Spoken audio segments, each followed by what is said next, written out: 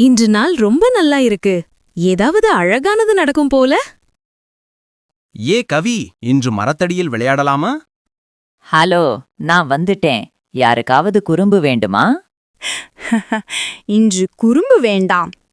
கவி, உனக்கு ஒரு பெரிய பொக்கிஷம் கிடைக்க வாய்ப்பு இருக்கு. என்ன பொக்கிஷம் அது? சீக்கிரம் சொல்லு. கவி, குறும்புக்காரனை நம்பும்போது கவனமாயிரு. ஓஹோ, எப்போதும் உன் பாடம்தான். நான் என்ன செய்ய? நம்பலாமா வேண்டாமா? உன் மனச கேள், அப்புறம் யாரை நம்ப வேண்டும் என்று நீயே தெரிந்து கொள்வாய். வா கவி, ஒரு மரத்தின் கீழ் பெரிய பெட்டி இருக்கு.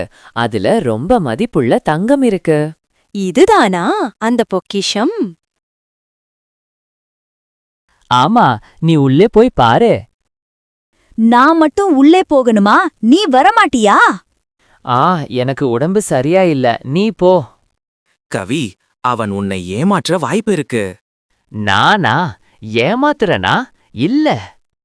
சரி, இந்த பெட்டியில் பொக்கிஷம் இருந்தா முதலில் நீயே உள்ளே போ. நான் போக மாட்டேன், நீயே போ. என்னை ஏமாற்றுகிறாயா? ஒரே ஒரு தமாஷ் பண்ணின. அது ஜோக் இல்ல, நம்பிக்கைய காயப்படுத்துறது. சரி, ஆனால் நான் குறும்புக்காரன் தானே. மின்ட்டு, இனி குறும்பு வேணா, நம்பிக்கை முக்கியம். நான் பண்ணினது தப்புதா, என்ன மன்னிச்சிடுங்க. நீ நல்லவனா மாறணும் மின்டோ. ஆனா எப்படி?